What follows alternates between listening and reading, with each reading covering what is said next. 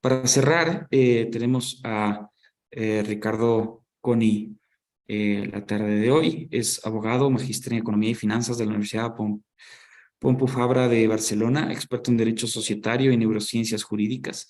Es socio en Coni Echart Abogados y profesor de Derecho Societario en la UNSA y maestría en la Universidad Austral.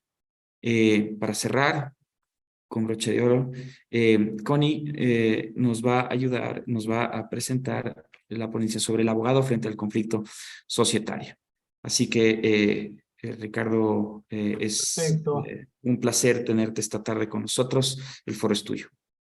perfecto. Bueno, ante todo, muchas gracias al CEF por la invitación. La verdad que las exposiciones que escuché hasta ahora son hiper ilustrativas para tener presente cuál es el panorama que la cuestión societaria verifica alrededor de toda Latinoamérica. Creo que todos los abogados que nos gusta el derecho societario sabemos que básicamente el núcleo duro, la dinámica del conflicto en este caso y del propio funcionamiento del derecho societario, tanto acá en Estados Unidos como en Europa, en el fondo la esencia es en todos lados la misma. La exposición que yo he elegido hoy es referirme al trabajo que el abogado tiene que hacer frente al conflicto societario. Yo tengo casi una devoción por mantener esto en términos prácticos. Yo más o menos hará uno generalmente queda determinado por el primer trabajo que realiza, y la casualidad fue que entré en un estudio que hacía conflictos societarios y bueno, hace 25 años que me dedico a esto. El primer elemento básico es determinar qué es el conflicto societario. Sé que es poco el tiempo, así que voy a saltear algunas filminas y pasar a la parte central. El conflicto societario participa básicamente de las mismas características del conflicto, conforme a la teoría del conflicto, que es, hay conflicto cuando hay una interacción entre dos partes y una siente que la otra está afectando sus intereses, sus objetivos o sus necesidades. Básicamente esto lo que hace es resentir la relación existente hasta ese momento, que podía ser de orden personal, negocial o afectivo.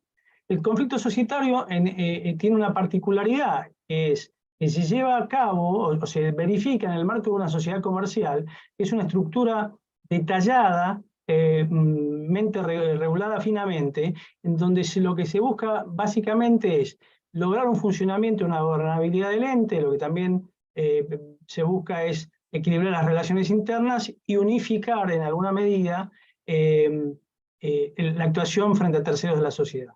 En ese marco particular es donde se verifica el conflicto societario, que no sería otra cosa que el conflicto que se da entre sujetos del ente societario, le hace entre socios con otros socios, entre los socios con la sociedad, los socios con los administradores con la sociedad, y que generalmente desembocan en una disputa material en el marco de los órganos societarios. Le hace el directorio, le hace la asamblea, eventualmente la participación de la sindicatura.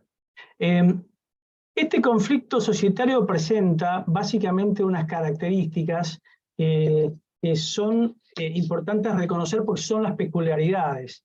Lo primero que podemos ver cuando uno se enfrenta a un conflicto societario es que tiene naturaleza poliédrica. Tiene muchísimas caras y uno lo tiene que, como abogado, comprender en todas sus dimensiones. Ustedes van a ver que según la naturaleza del conflicto va a haber cuestiones emocionales muy presentes que uno tiene que manejar con los clientes, va a haber cuestiones relativas a las finanzas de la empresa, a la contabilidad de la empresa, al aspecto tributario, a las relaciones laborales cuando por ahí nuestro cliente o los hijos eran empleados y tienen alguna consecuencia del conflicto respecto a eso.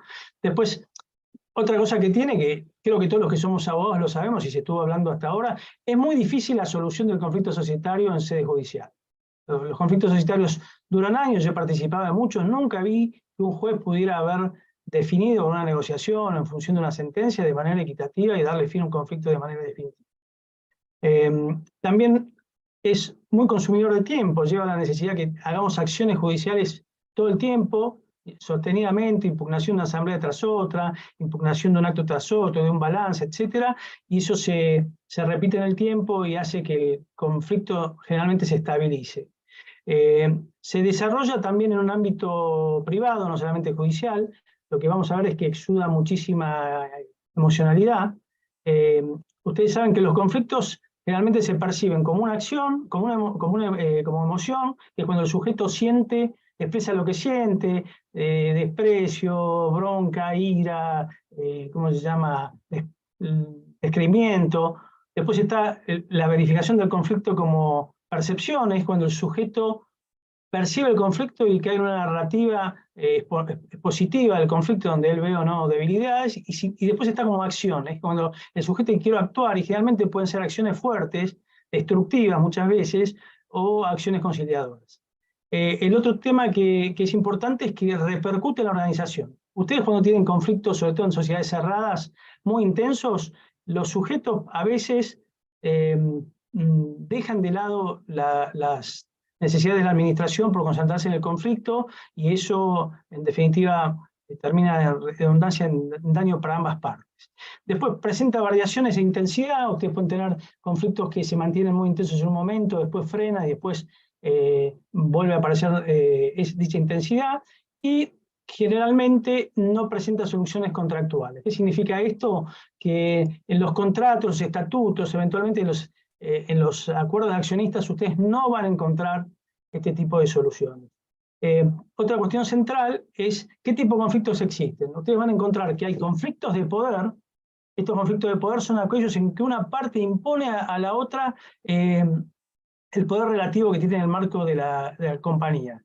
Por ejemplo, saca a la minoría del directorio, no le permite la entrada, eventualmente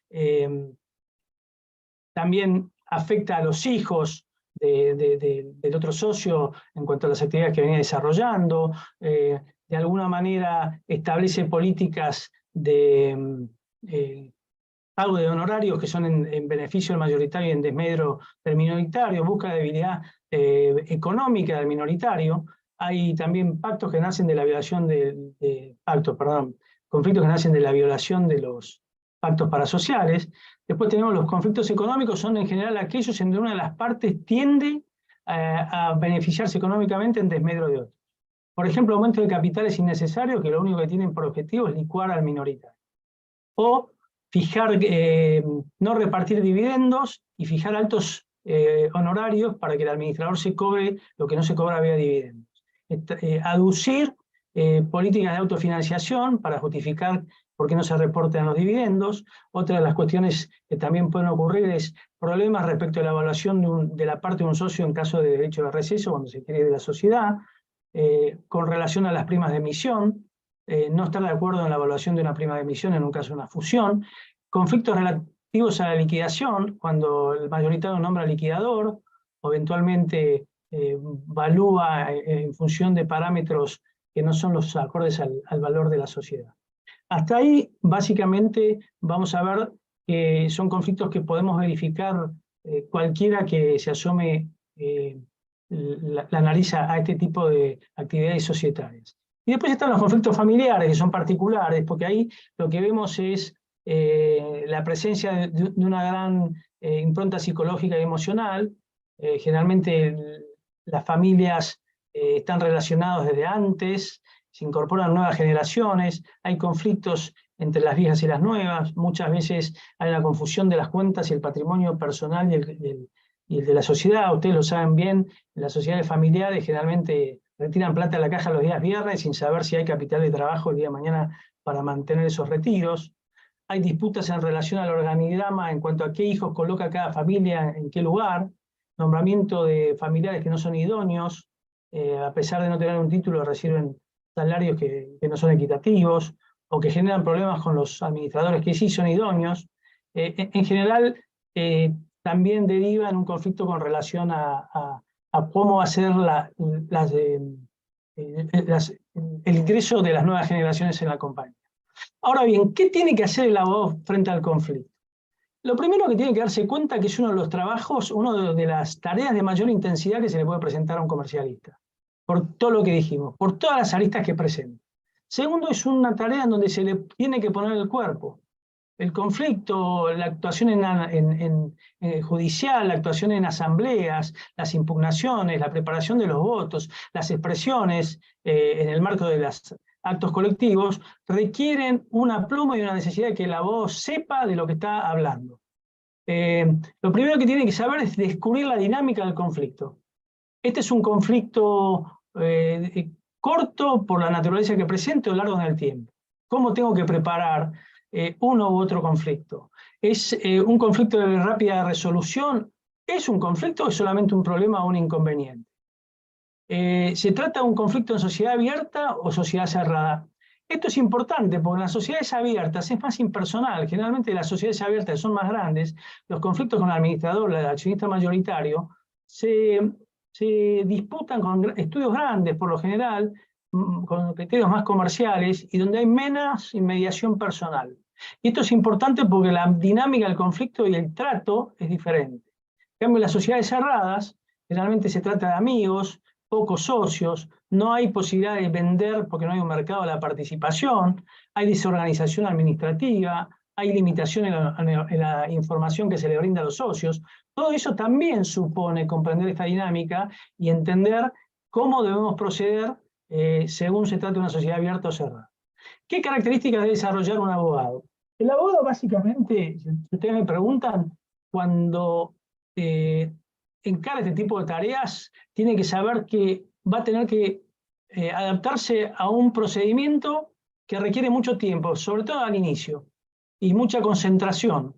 Se tiene que dar cuenta que esto es un proceso largo en donde en principio muchas veces la solución no se ve. Otra de las cosas que tiene esto es que tiene que él tener un conocimiento profundo del marco jurídico que regula la dimensión de este conflicto. No se puede entrar en un conflicto societario si no se sabe cuál es la soluciones coordinadas que la ley societaria da en todos los aspectos, contable, jurídico, relación al funcionamiento administrativo, relación al funcionamiento de los órganos, responsabilidades, etc. Todo eso está conectado en la ley societaria. También tiene que mantener el ritmo en su actuación, no puede ser trabajar por espasmos. Estos conflictos tienen un ritmo que hay que saber descubrirlo y hay que saber seguirlo. Y después otro de los elementos centrales es también tener la capacidad para contemplar al cliente. El cliente puede tener, nosotros sobre todo cuando tenemos clientes minoritarios o mayoritarios, nos vamos a encontrar con gente que puede tener un nivel de soberbia que hay que saber manejar. Hay clientes que son psicópatas, ustedes saben cómo se manejan. Hay clientes con una profunda debilidad de carácter, gente que está apocada y ha venido siendo sojuzgada por el otro socio desde hace muchos años. Y sobre todo, finalmente, lo que tienen que tener en cuenta el abogado es si tiene las herramientas para enfrentar el conflicto, tiene el conocimiento y la estructura, y saber evaluar la densidad de estas tareas para poder cobrar debidamente, porque si no cobra como debe este conflicto, generalmente el entusiasmo decae y los resultados pueden ser muy malos. Sobre esta base, digamos, de constitución, si ustedes quieren, de ánimo del abogado y de tener en cuenta cuáles son las calidades que necesita, vamos a ver cuáles son las reglas de actuación posible en un conflicto. Y acá hay que ser descarnado. Lo primero que tenemos que saber es que tenemos que conocer a nuestro rival. ¿Quién es el titular del poder del otro lado? ¿Cuál es su personalidad? ¿Cuál es su consistencia? ¿Es un tipo con carácter? ¿Cuál es el grado de agresividad? ¿Cuál es la concepción que él tiene respecto de nuestro cliente? ¿Le tiene respeto? Y sobre todo, ¿cuáles son sus debilidades? Eso es central. Conocer cuáles son las debilidades de nuestro rival en estos conflictos societarios son importantes. Otra de las cosas que es importante es actuar rápido. No hay que esperar demasiado ni hay que vacilar. Si uno cae como una guerra relámpago con diferentes acciones o cursos de acción y logra un resultado inicial, puede presionar sobre ese resultado inicial y puede poner a la otra parte en la defensiva, lo cual no es poco. El conflicto societario muchas veces nace mal, nosotros hacemos actividades, las hacemos, nos van mal y un día da vuelta a la rueda y las cosas empiezan a salir. Otra de las que es importante es saber contraatacar. Ustedes lo van a ver siempre, cuando una de las partes mete una acción penal contra un administrador, contra la sociedad instantáneamente mete una contra los contra la parte que inició la acción. Yo sé que me debe quedar muy poquito tiempo, y otra de las cosas importantes es saber cuál es la línea del eslabón débil. Generalmente en los conflictos societarios el abogado suele atacar a los hijos, suele generar también conflictos internos atacando a gerentes que son leales al grupo mayoritario, o a veces también es bueno buscar una estrategia para destruir desde adentro, que es logrando alianzas y obteniendo información con gente que no esté del todo de acuerdo con cómo la sociedad se está llevando. Yo creo que, no sé vos, Esteban, yo creo que ya tengo que ir terminando, ¿no?